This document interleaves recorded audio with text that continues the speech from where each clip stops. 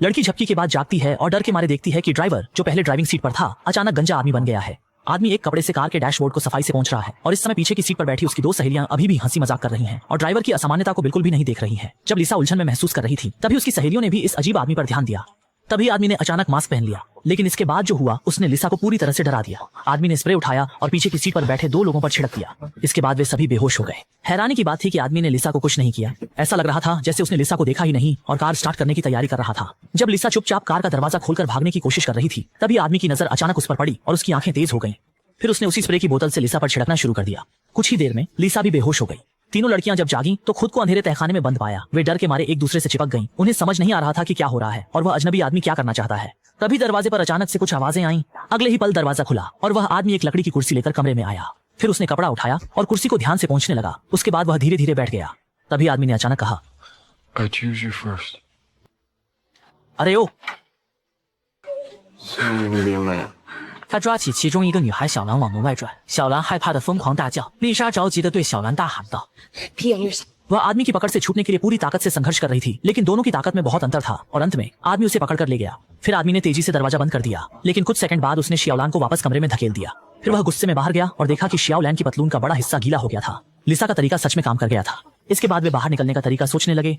शिवभाई ने कहा कि उसने लोहे की हथेली का अभ्यास किया था और अगर लिसा और शिवलान उसके साथ सहयोग करें तो वह आदमी को काबू में कर सकता है। शिवलान ने उसकी बात सुनकर योजना से सहमति जताई और साथ काम करने को तैयार हो गई। लेकिन लिसा ने शांत होकर कहा कि सामने वाला आदमी इतना आसान नहीं लगता। भागने की योजना को सोच समझकर बनाना चाहिए और इतनी जल्दबाजी में कदम नहीं उठाना चाहिए, क्योंकि थोड़ी सी गलती से सामने वाला नाराज हो सकता है और इसका घातक परिणाम हो सकता है। जब तीनों अभी भी जोरदार चर्चा कर रहे थे तभी बाहर से फिर से कुछ आवाजें आईं। इस बार उन्होंने एक अजनबी महिला की आवाज सुनी तो तीनों ने पागलों की तरह दरवाजे को पीटना शुरू कर दिया और लगातार चिल्लाने लगे। आवाज सुनकर महिला धीरे धीरे उनके कमरे की ओर बढ़ी। जैसे ही दरवाजा खुला लड़कियां सामने वाले व्यक्ति को देखकर डर गईं। असल में वह महिला ही अपहरणकर्ता थी और आश्चर्य की बात यह थी कि उसने महिलाओं के कपड़े पहने थे। वह आगे बढ़ी और तीनों को सांत्वना देने लगी। उसका रवैया और लहजा पहले से बिल्कुल अलग था। फिर वह धीरे धीरे कमरे से बाहर चला गया। तभी लिसा को अचानक एहसास हुआ कि शायद उस आदमी के पास दोहरी व्यक्तित्व है।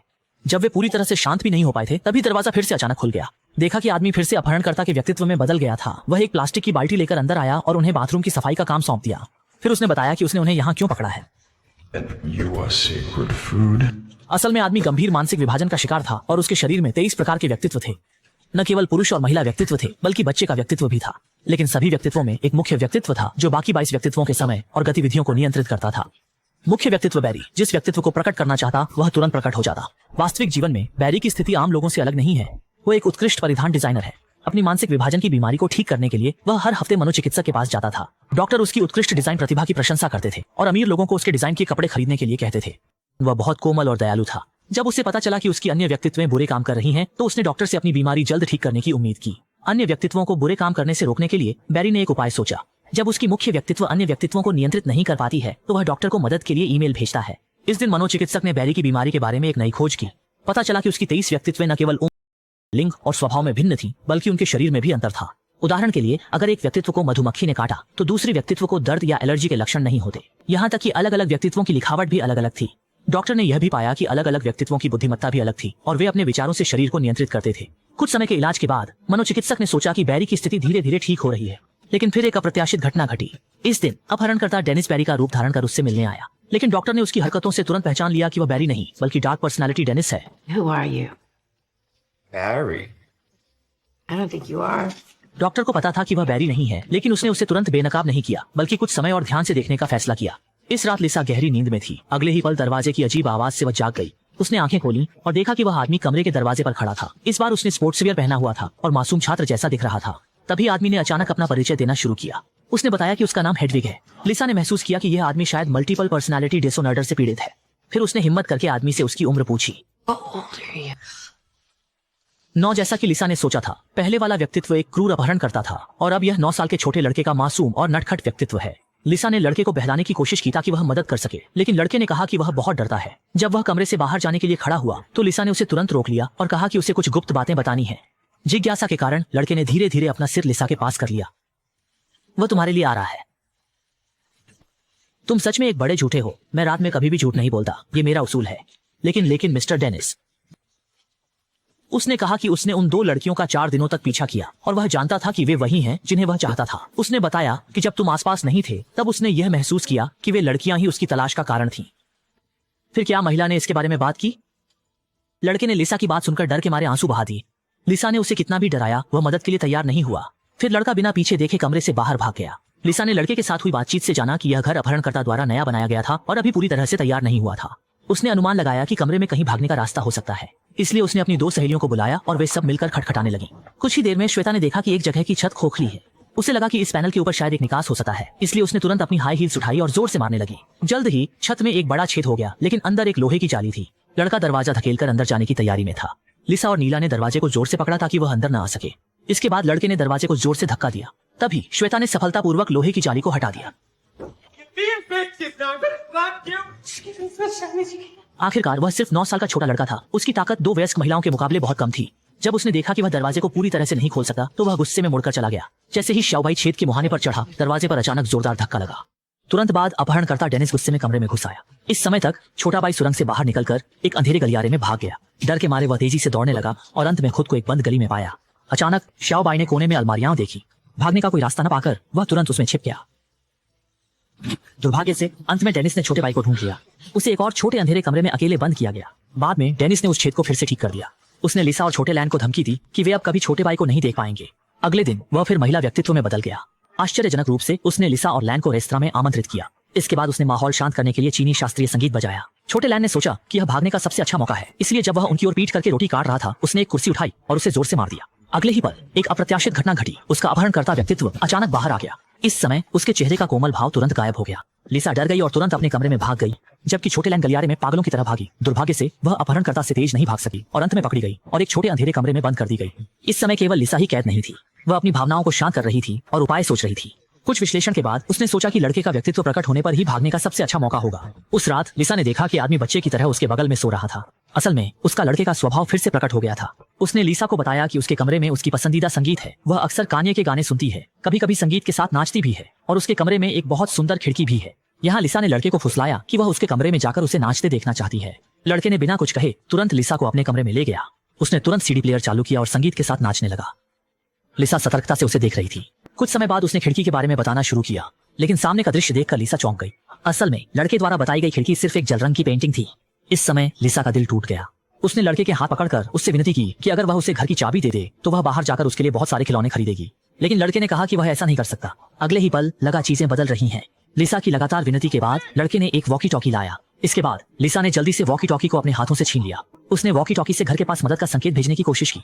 इस समय वॉकी टॉकी से अचानक आवाज आई। लड़के ने यह देखा और तुरंत अपना मन बदल लिया और वॉकी टॉकी लिसा के हाथों से वापस लेने की कोशिश की, लेकिन लिसा ने वॉकी टॉकी कसकर पकड़ लिया और छोड़ने से इनकार कर दिया। जब दोनों एक दूसरे से वॉकी टॉकी के लिए लड़ रहे थे, लिसा ने अचानक लड़के को थप्पड़ मार दिया। लड़का तुरंत डर गया और रोते हुए बाहर भाग गया, लेकिन लिसा के वॉकी टॉकी में बात करने से पहले अपहरणकर्ता व्यक्तित्व फिर से प्रकट हो गया। डेनिस ने लिसा के हाथों से वॉकी टॉकी छीन लिया और उसे फिर से अंधेरे कमरे में बंद कर दिया। इस बीच डॉक्टर के कंप्यूटर को मुख्य व्यक्तित्व बैरी की मदद की ईमेल मिली। उसने देखा कि मेलबॉक्स में सभी संदेश मदद के लिए थे और उसने सोचा कि बैरी मुसीबत में हो सकता है, इसलिए उसने तुरंत टैक्सी ली और बैरी के घर चल पड़ा। डॉक्टर घर के सामने पहुंचे तो देखा कि डेनिस बाहर जा रहा था। डॉक्टर के लगातार सवालों का सामना करते हुए चालाक डेनिस ने फिर से झूठ बोला।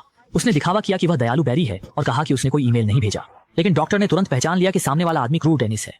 उसने डेनिस से कहा कि वह उससे अच्छी तरह बात करना चाहता है। मजबूरी में उसने डॉक्टर को घर के अंदर ले जाना पड़ा। इसके बाद दोनों आमने सामने बैठ गए। डेनिस ने स्वीकार किया कि उसने पहले झूठ बोला था। असल में उसके शरीर में एक राक्षस व्यक्तित्व भी है जो असली नेता है। वह सभी व्यक्तित्वों में सबसे मजबूत है, इसलिए अन्य व्यक्तित्वों को उसकी सेवा करनी पड़ती है। इसके अलावा डेनिस ने खुलासा किया कि वह प्रभारी व्यक्ति के लिए विशेष भोजन तैयार करने में व्यस्त था। डॉक्टर ने महसूस किया कि इस समय का डेनिस बहुत खतरनाक है, इसलिए वह जल्दी से उठकर वहां से निकलने की कोशिश करने लगा। जब वह अंदर से बंद कमरे में था, जिज्ञासा के चलते उसने दरवाजा खोला। अगले ही पल डॉक्टर सामने के दृश्य से स्तब्ध रह गया। उसने अंधेरे कमरे में एक मरणासन्न छोटे सफेद को देखा। तभी उसे एहसास हुआ कि मुख्य व्यक्ति का विशेष भोजन इंसान है। वह तुरंत पसीने से तर हो गया। डेनिस ने देखा कि मामला खुल चुका है, इसलिए उसने तुरंत स्प्रे निकाला और डॉक्टर पर छिड़क दिया। कुछ देर में डॉक्टर बेहोश हो गया। फिर उसने डॉक्टर को कमरे के सोफे पर खींच लिया। इस समय डेनिस एक सुनसान स्टेशन पर पहुंचा। उसके हाथ में फूलों का एक गुच्छा था। असल में उसके पिता यहीं मरे थे, इसलिए यह भी उसकी मानसिक बीमारी का स्रोत था। डेनिस ने धीरे से फूलों का गुच्छा प्लेटफॉर्म पर रखा और शांतिपूर्वक ट्रेन के डिब्बे में चला गया। तभी उसकी 24वीं व्यक्तित्व प्रकट हुई। वह अचानक एक राक्षस की तरह बन गया। इसी बीच लिसा ने सफलतापूर्वक दरवाजा खोल लिया। फिर वह डेनिस के कमरे में गया, लेकिन उसने देखा कि एक और दरवाजा बंद था। अगले ही पल उसने मेज पर कंप्यूटर देखा और उसे एहसास हुआ कि वह इंटरनेट के माध्यम से पुलिस को बुला सकता है। हालांकि लिसा ने कई प्रयासों के बाद पाया कि यह कंप्यूटर इंटरनेट से कनेक्ट नहीं हो सकता। फिर उसने देखा कि कंप्यूटर पर कई वीडियो फाइलें थीं। उसने जिज्ञासा से एक एक करके देखना शुरू किया और उसे आश्चर्य हुआ कि इन वीडियो में आदमी के 23 व्यक्तित्व रिकॉर्ड किए गए थे। इस समय ट्रेन के डिब्बे में 24वीं व्यक्तित्व अचानक ट्रैक पर कूद गई। फिर वह नग्न होकर शहर के अंधेरे में तेजी से दौड़ने लगा। तभी बेहोश डॉक्टर जाग गया। उसने जल्दी एक नोट पर महत्वपूर्ण जानकारी लिखी। फिर वह उठकर जमीन पर पड़ी लड़की को बचाने गया। परिणाम स्वरूप राक्षस बना आदमी उसी समय कमरे में वापस आ गया। इस समय आदमी की नसें फटने लगी। वह किसी भी समय हमला करने के लिए तैयार जानवर की तरह दिख रहा था। अगले ही पल डॉक्टर ने चाकू पकड़कर सीधे आदमी के शरीर में घोंप दिया, लेकिन आश्चर्यजनक रूप से आदमी को कोई नुकसान नहीं हुआ। फिर एक भयानक दृश्य हुआ। आदमी ने डॉक्टर की गर्दन कसकर पकड़ ली, फिर उसे हवा में उठा लिया। उसके दोनों हाथ कांपते हुए इधर उधर टटोलने लगे। दुर्भाग्य से डॉक्टर अंत में आदमी से नहीं बच पाई और उसे जिंदा गला घोंट दिया गया। इस समय लिसा ने वीडियो में एक सुराग पाया। उसने देखा कि आदमी आदतन कपड़े के रैक से एक चाबी निकालता है, इसलिए वह कपड़े के रैक के पास गई और खोजने लगी और अंत में उसे सभी दरवाजे खोलने की चाबी मिल गई। लेकिन अगले ही पल का दृश्य उसे पसीने से तर कर गया। उसने छोटे काले कमरे का दरवाजा खोला और देखा कि लैन खून के तालाब में पड़ा था। फिर एक और कमरे से अजीब आवाजें आईं। वह धीरे धीरे और सावधानी से कमरे के पास गया और दरवाजा खोला। असल में राक्षस इस समय अपने भोजन का आनंद ले रहा था और यह भोजन लिसा का दोस्त शियाओ बाई था। भयभीत लिसा तेजी से कमरे से बाहर निकल गई। मुड़ने के बाद उसने तुरंत दरवाजे को ताला लगा दिया, लेकिन इससे पहले कि वह दूसरा दरवाजा खोल पाती, कमरे में राक्षस ने दरवाजा तोड़ दिया। तभी लिसा ने देखा कि डॉक्टर ने मेज पर एक नोट छोड़ा था। नोट पर लिखा था कि अगर वह केविन का पूरा नाम जोर से पुकारेगी तो आदमी का सामान्य व्यक्तित्व जागेगा। इस समय राक्षस लिसा के सामने आ चुका था। उसने बिना सहारे के चिकनी दीवार पर चढ़ना शुरू किया। कोई और उपाय न देखकर लिसा ने नोट के अनुसार खुद को बचाने की कोशिश की। उसने कांपते हुए आदमी का पूरा नाम जोर से पुकारा, रुको। आदमी का मुख्य व्यक्तित्व सच में वापस आ गया। तुम कौन हो? क्या हो रहा है? जब आदमी ने जमीन पर ठंडी लाश देखी तो उसने अंदाजा लगाया कि उसके अन्य व्यक्तित्व ने भयानक अपराध किए हैं। इसलिए उसने लिसा से अनुरोध किया कि वह उसे गोली मार दे। लेकिन इससे पहले कि वह बंदूक उठा पाती, आदमी के अन्य व्यक्तित्व अचानक बदलने लगे। डिजाइनर, बच्चा, महिला आदि व्यक्तित्व लगातार बदलते रहे। जैसे ही डरी हुई लिसा गोली चलाने वाली थी, आदमी के 23 व्यक्तित्व उससे विनती करने लगे कि उसे न मारे। अभी भी जीना चाहती थी। इस समय 24वीं प्रकार की दानवीय व्यक्तित्व अचानक फिर से प्रकट हुई। लिसा यह देखकर डर के मारे तुरंत भाग गई। हालांकि दीवारों पर चलने वाला दानव पीछे से उसका पीछा कर रहा था। जैसे ही दानव लिसा के पास पहुंचने वाला था, वह जल्दी से एक लोहे के पिंजरे में घुस गई। फिर उसने उस पर 2 गोलियां चलाई। हालांकि लिसा के लिए आश्चर्य की बात यह थी कि उन 2 गोलियों का उस पर कोई असर नहीं हुआ। अगले ही पल दानव ने पागलों की तरह लोहे की सलाखों को तोड़ दिया। फिर वह धीरे धीरे लिसा के पास आया, खाने की तैयारी कर रहा था। अचानक उसने उसके शरीर पर निशान देखे और वह सोच में पड़ गया। इस समय उस आदमी को लिसा पर दया आ गई। उसने सोचा कि वह भी एक बेचारी है जो बचपन से ही परिवार द्वारा सताई गई है। Your heart is your. अंत में धीरे धीरे शांत हो चुके दानव ने लिसा को छोड़ दिया और अंधेरे में अकेला गायब हो गया। कुछ ही समय बाद लिसा को इस भयानक घर से बचा लिया गया। तब उसे पता चला कि घर के बाहर वास्तव में एक चिड़ियाघर था और वह इस बुरे सपने की एकमात्र जीवित बची थी। फिल्में देखें, प्रसिद्ध फिल्में खोजें और रोमांचक फिल्मों का लगातार अद्यतन प्राप्त करें।